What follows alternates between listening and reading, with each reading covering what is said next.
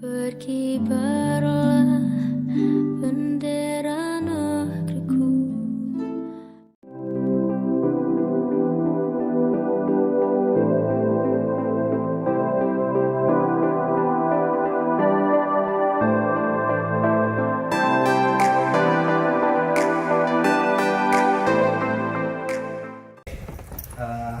Saya mau nanya kok, kenapa kok dari SMA bisa bertato gitu loh? Dari SMA kenapa bisa bertato? Iya kan jarang tuh anak-anak SMA bisa bertato. Banyak. Kalau gue ini, kalau menurut gue tato ini kan banyak mengatakan tato itu seni. Kalau menurut gue enggak, tato itu bukan seni. Tato itu dampak psikologis atau sesuatu yang terjadi dalam kehidupan orang itu. Contoh, misalkan orang itu mengalami trauma atau kekerasan atau sesuatu lah yang menyakitkan, mungkin di masa kecilnya, dalam masa pertumbuhannya, kayak gue sering dipukulin sama bokap, terus gue ditaruh di asrama. Jadi banyak kejadian-kejadian baik pembentukan secara psikis ya, psikologi, ya juga fisik yang terjadi pada gua. Itu yang membuat gua kenapa ingin menyalurkan. Nah, jadi kayak makanya gua terekspresikan lewat tato. Karena pada saat sebelum lulus itu tatonya. Ya, SMP lah, SMA. Oh, SMA. Karena kan pada saat itu gua nggak bisa, I don't know how to express it. Gimana? Nggak mungkin dong kita pukul papa. Lagi pula gua juga masih kecil, jadi dipendem. Nah, pada saatnya itu, pada waktunya kayak keluar aja gitu. Jadi tato ini kan sakit. Iya. Jadi kalau menurut gua orang tato itu seni, itu BS man, bullshit gitu loh. Kalau menurut gua tato itu bukan seni. Karena emang ada sesuatu terjadi dalam hidup lu yang menyakitkan. Sebenarnya jawabannya simpel, tapi kenapa diputar-putar? Ya biar ada pengertian sedikit lah. Karena kita ambil ini aja. Untuk membela diri lah istilahnya. Pengertiannya yang simpel. Membenarkan diri lah. Iya. Intinya seperti itu. Gue survei, gue tanya sama semua orang yang bertato, baik itu besar atau kecil, sekecil-kecilnya deh. Ya kan, gue kadang juga nggak ngerti, ada orang mau tato tokek lah segini, buat apa gitu loh, ya kan, cecak, ya nggak apa, tweety. Ya. Pernah nggak lo mengalami sakit? Maksudnya dipukul sama papa, orang tua, atau yang perempuan sama mama? Oh pernah aku. Jadi memang setiap orang yang bertato pasti mempunyai masa lalu yang itu lah, menyakitkan sehingga terekspresikan. Tato is an expression of something yang lo alami dalam hidup lo. Makanya setiap gambar itu ada meaningnya sendiri. Ada video gue di YouTube kok, tato is an expression ya. Tentunya kembali lagi ke decision lo, either you wanna tato or not gitu. Jadi setiap tato di sini ada meaningnya sendiri. Nggak mungkin orang mau nato, ya ada juga sih yang berdasar tweety. Ada yang berhubungan dengan hati, suasana hati dengan lawan jenis atau apa? Enggak, oh tidak. Karena aku masih normal. Tidak. Planning seluruh badan nggak? Enggak. Cuma Nah, aja. kalau menurut gua itu Ini ada tobat ya. enggak, cuma ada di leher doang. Karena gini loh, kita juga, aku kan juga masih waras, belum gila nih. Oh gitu. Jadi orangnya hampir gitu. belum bukan hampir juga sih. Karena tadi belum soalnya. Belum, aku kan nggak gila. Nah biasa itu kan, kalau ini kan masih gimana ya? Bisa ditutupin lah pakai meja. Ya. Jadi kalau orang itu yang aku lihat orang yang sudah sampai ke muka, leher, jidat, pala, itu wah itu udah gangguan mentalnya udah parah. Orang Australia itu. Gangguan mental itu. Apa di Sukabumi ada kok yang bikin Agak jalan. ada. Candu jadi candu ya. Yang Bikin paling jalan, Emang kalau candu. jalan lagi. Ya. Nah ini nggak ada keinginan nambah lagi. Keinginan nambah tadinya ada, sama karena aku sudah bertobat, menjadi pelayan dan sudah mengerti, sudah mengerti. Jadi gini, sometimes we wonder kenapa orang itu mau terus ditato. Seperti dia mengejar sesuatu. Tato itu sakit. Bahkan orang ada yang bilang ketagihan. Berarti ada sesuatu enaknya lah, kenikmatnya yang dia rasakan. Kenapa dia mau terus tato? Karena ada sesuatu yang masih belum ditemukan. Seperti seorang yang mencari, kalau menurut gua, tanpa disadari, dalam awal sadarnya itu mencari. kayak gue mencari kasih dulu, cinta, perhatian. Nah ketika gue temukan itu dalam Tuhan, gue berhenti. Nah, gue berhenti mencari dan gue udah gak mau nato, udah gak kepingin Nggak ada lagi. hasrat kepingin. Tadinya mah pinginnya terus, semua segala sesuatu dalam dunia ini kan nagih, makannya nagih, addiction, ya kan? Semua loh, cinta, semua dalam dunia yang ada dalam dunia ini sifatnya kan addicting. Keputusan masuk ke situ dan keputusan untuk keluar, kenapa? Gimana? Gue masuk karena begini, seperti tadi gue bilang, dalam diri gue itu ada sifat mencari. Sebenarnya yang gue cari ini sesuatu yang gue tidak dapatkan dari keluarga gue. Contoh, kasih perhatian, karena gue dititipin di asrama dari kecil. Di Amerika juga dititipin lagi. Jadi gue gak ada kasih bapak, figur bapak, figur ibu, tidak mendapatkan kasih dari mama. Jadi gue seperti keluar mencari. Mencari, pertama yang gue cari apa? Keluarga. Gue masukin. Yang kedua, satu, relief, narkoba. Karena ketika gue pakai narkoba, gue tuh merasa, ya ganja ya contoh ya, happy. Karena gue sedih. Ya jauh dari orang tua, tinggal sendiri. Udah punya saudara kok? 2. Jadi gue dalam diri gue tuh mencari. Terus ada seks. Jadi Belum selesai. gonta-ganti wanita. Jadi kenapa gue bisa gonta-ganti wanita? Karena gue mencari figur ibu, kasih dari setiap wanita. Tentunya lu tidak akan menemukan.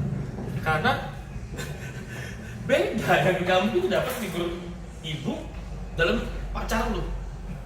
Kan nggak semua orang punya kepribadian yang sama. Iya. Ya. Dan intinya begini, dalam gue tuh ada sifat mencari. Nah, gue jadi mencari, masukin udah, narkoba udah, ganti wanita udah, semuanya udah.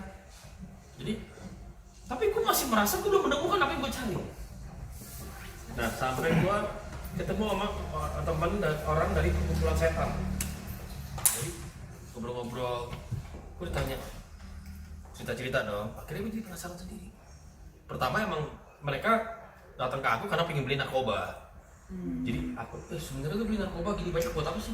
Oh ini mah kita buat bagi-bagiin. Lu kaget kan? Lu beli narkoba lu bagi-bagiin. Maksudnya apa? Untuk party, pesta. Nah, jadi gue tuh perkumpulan satanis. Jadi kalau kita party, pesta tuh semua narkoba, minum, tato, semua gratis. Wah, jadi kita penasaran. Nah dari situ mulai gue ada apa sih? Perkumpulan setan, gue pengen tahu gitu loh. Jadi apa sih yang mereka bisa berikan untuk gue? Karena kan emang dalam diri gue ada sifat mencari nih. Ya kan paham ya? Ya mencari. Jadi Berapa lama kok di sana? 1 tahun. Terus kenapa bisa cabut? Kenapa gue bisa cabut? Atau ada gini. seseorang yang Eh, Tuhan suruh untuk menarik? Kenapa gue bisa cabut? Karena begitu kita baru masuk, kita dikasih buku. Kita dikasih bukunya, buku tata tertib. Ada buku tata tertib, ada buku kitabnya, ada buku ya tentang buku-buku aja lah. Kayak kita kan ada buku renungan harian, gitu, cerita macam-macam. Jadi ya mungkin pas baru dikasih gue geletakin, gue nggak baca karena kalau lagi pakai narkoba lu masa baca-baca buku, malas banget kan. Mendingan nyantai. Setahun kemudian baru gue baca, ternyata dalam buku itu tertulis bahwa pernikahan, perkawinan sesama jenis adalah pernikahan sucinya setan. Same sex marriage. Gitu. Jadi situ mereka menyetujui sesama jenis. Malah consider sebagai perkawinan suci untuk setan. Nah dari situ kan, lah gue kan bertolak belakang gitu dengan prinsip saya kan gangster loh. Ya bertolak belakang dengan prinsip kegangsteran. Ya kita ada kode etiknya, nggak boleh juga kayak begitu. Jadi ya itu alasannya gue kenapa, salah satu alasan gue ingin keluar. Dan anyway di situ gue juga tetap tidak menemukan apa yang gue cari. Malah gue lebih hampa lagi, lebih kosong lagi. Spirit gue malah, soul gue benar-benar kayak udah hilang. Terus kapan Tuhan tiba-tiba bisa membuka hati Koko? Titik baliknya kok gitu. Di Indonesia. Ketika pulang dari US ke Indonesia. 3 tahun pertama gue di Bandung. Di Indonesia. Kemudian juga orang baru keluar dari penjara. Oh, sempat masuk ya. Kan gue 3 tahun di penjara Amerika. Oh jam mereka. Internasional. Sedikit lebih keren dari Indonesia. Jadi keren dong. Lebih keren. 3 Daripada tahun bilang udah. penjara Tan Salemba sama San Quentin itu kemana-mana. San Quentin dong. 3 tahun lama lah. 3 tahun. Ada orang Indonesia nya banyak nggak di sana? Enggak, jarang. Sangat jarang. Jadi gue Gara-gara kasus apa itu? kekerasan. Kekerasan. Jadi disebabkan karena dibawa pengaruh narkoba juga. Udah, gue malas. Sekarang gue jawab langsung aja, muter-muter. Capek juga. Iya. Terus gimana? Jadi Kok? 3 tahun pertama di Indonesia, itulah hidup gue masih Jadi udah berapa lama di Indonesia sekarang? total sampai 6 tahun. Oh, berarti 3 tahun ini ya. No, ya. 3 tahun masih belum benar, masih free sex, masih minum, masih narkoba, ada narkoba tapi nggak separah di Amerika. Cuman intinya masih semua lah. Jadi seperti orang mencari lagi. Sebenarnya gue cari, jadi mencari ya di Indonesia ya membangun lah karir dari nol gitu. Ngerti nggak sih lu mau ngapain? 24 tahun di Amerika tiba-tiba di Indonesia, jadi gue bingung nggak? Iya, bingung. Kalau bokap lu sini ada perusahaan ya mending. Iya. Lah bokap lu sendiri juga nggak ada bantu. Kamu nanti cari teman papa ya, cari teman mama ya. Kagak ada. Jadi lu harus mulai dari nol. Balik ke Indonesia kenapa? Jadi Deportasi. Oh, Seumur hidup. Oh, nggak boleh balik-balik nggak boleh ke sono sana, ya? nggak boleh. Bangur, bahasa Sunda ya? Bangur. Bangur sih. Apa itu Bang Or? Nakal. Oh. Tapi udah puas ya kok mandannya. Udah. Ya, itu dia. Pemberontakan suara itu kan kalau mau cari kan Kasih. kambing hitam ya karena kurang kasih ya kan kayak gitu. Udah, ketika aku temukan Tuhan ya di situ semuanya tertutupi. Kalau Sementara- belum, gue yakin gue masih mencari sampai saat ini. Kasih yang dirindukan kan contoh kasih keluarga. Nah. Nah, kalau kasih dari keluarga sudah didapatkan. Aku jauh. Oh. Aku kan sekarang tinggal sama orang tua di Amerika. Nah, memang di sini ada satu poin kalau gue tangkap ya, kalau kita renungkan baik-baik. Ya, kalau aku renungkan perjalanan hidup. Akhirnya setelah kena deportasi, saya di Indonesia, keluarga di Amerika, saya sendiri lagi di Indonesia sekarang. Dulu di asrama Batu Malang sendiri, di Amerika di tempat teman mama sendiri. Maksudnya udah gitu sempet sama keluarga lagi, tapi udah umur berapa? Udah beda lagi semua apa yang gue rasain. Nah sekarang di Indonesia, aku sendiri lagi, gitu, berbicara kasih. Jadi memang kayaknya di sini Tuhan sengaja ingin menunjukkan bahwa oke, lu mencari keluarga, kasih keluarga, lu nggak akan nemukan itu di mana-mana lagi, ya enggak? Apalagi sekarang ini sudah tidak sama keluarga, dan anyway itu nomor berapa? Ya kan? Pembentukan itu mau dimulai dari Umur udah berapa? 40, walaupun gua masih terlihat 25, ya, tapi umur gua udah 40. Older than you. Oh really? Ya. Berapa? 42. Oh, masa sih? Iya. Kelihatannya 30 ya.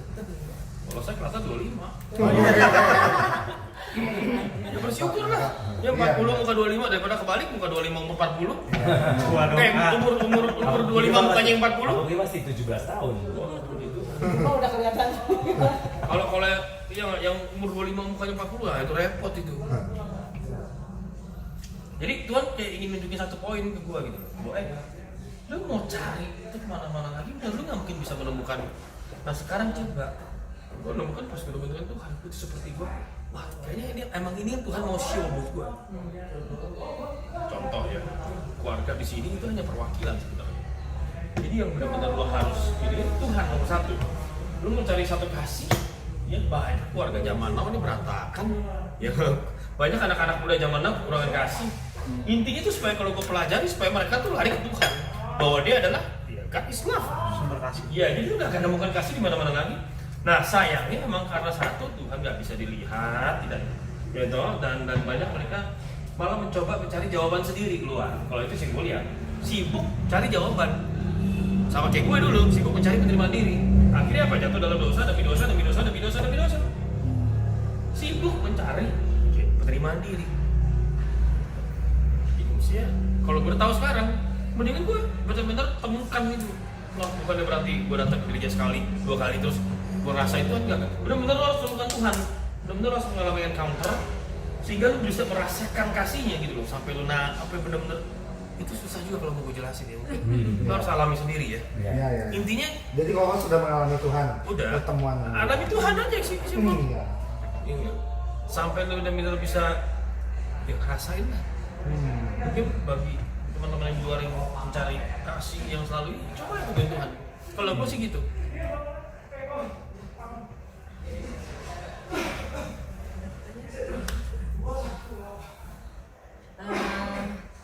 Mestinya sih sebagai hamba Tuhan nggak ada yang disesali ya, ya nggak tahu ya, Koko bisa jawab.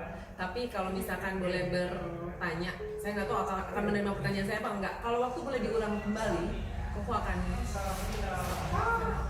Sekarang kalau Koko waktu boleh. kalau saya bisa mengulang kembali waktu, kalau saya bisa mengulang kembali waktu, tentunya saya tidak akan, ya kan alasan saya dikirim ke asrama karena nakal, sering manjat-manjat pohon lah, berantem sama adik, ya kan. Jadi kalau misalnya saya bisa mengulang kembali waktu, saya tidak akan bandel, sehingga saya tidak dikirim ke asrama. Dan saya juga akan nasihati papi mami, aku tuh butuh loh perhatian kamu, aku butuh waktu kamu loh. Soalnya dari pagi sampai malam kadang-kadang bisa nggak ketemu.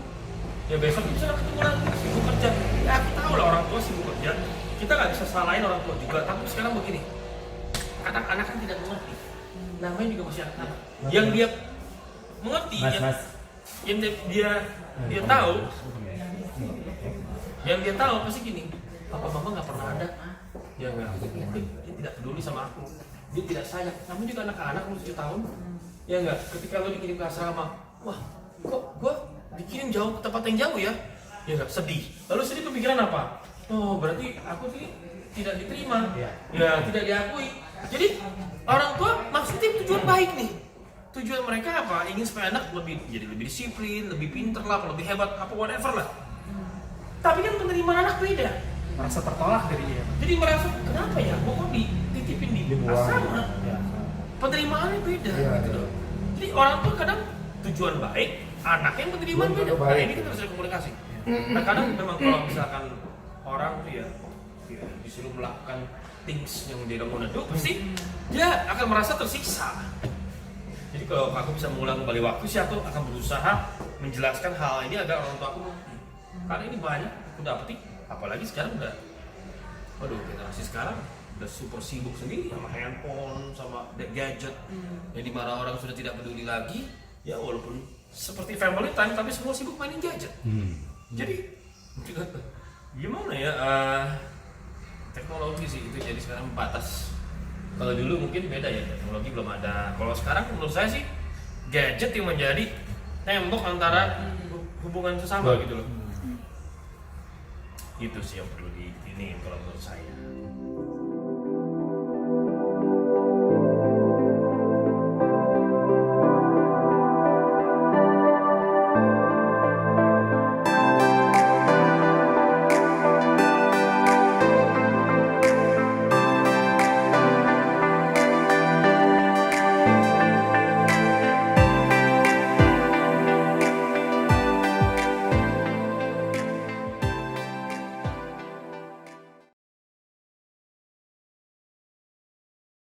Salam kemerdekaan. Yes.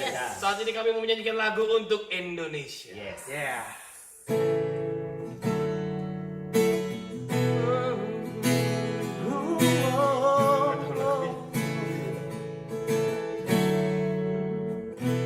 Berkibarlah bendera negeriku, berkibarlah beneraku, tunjukkanlah kepada dunia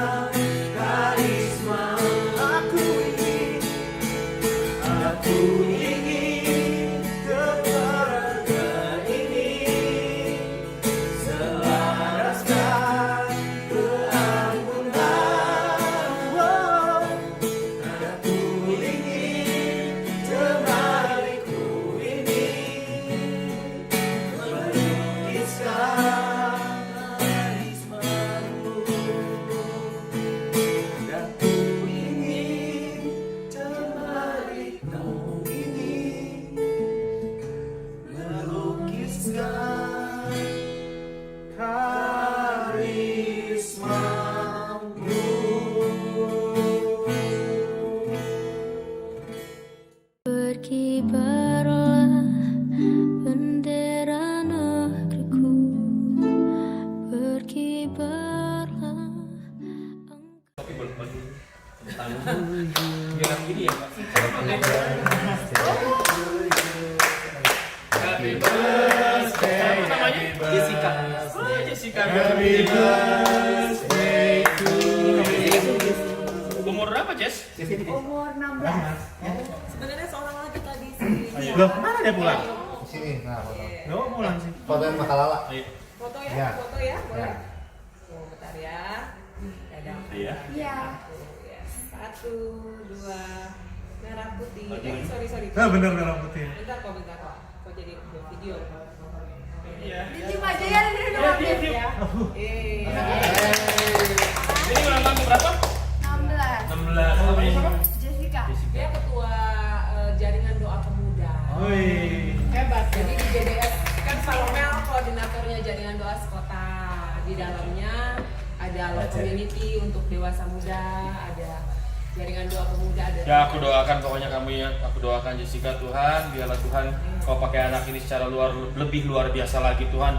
Dalam ulang tahun yang ke-16 Tuhan, kiranya Tuhan apapun yang menjadi impiannya, apapun yang menjadi cita-citanya saat ini hamba doakan Tuhan Bapa, semuanya itu dalam perkenanan-Mu Tuhan. Pegang tangannya Tuhan dan tuntun setiap langkahnya Tuhan. Aku doakan apapun yang dikerjakan oleh tangannya semuanya berhasil.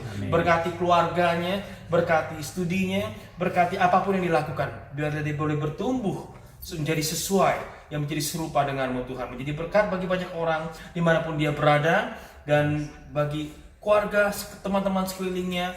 Dan biarlah Tuhan melalui anakmu ini Tuhan banyak jiwa-jiwa dimenangkan Tuhan.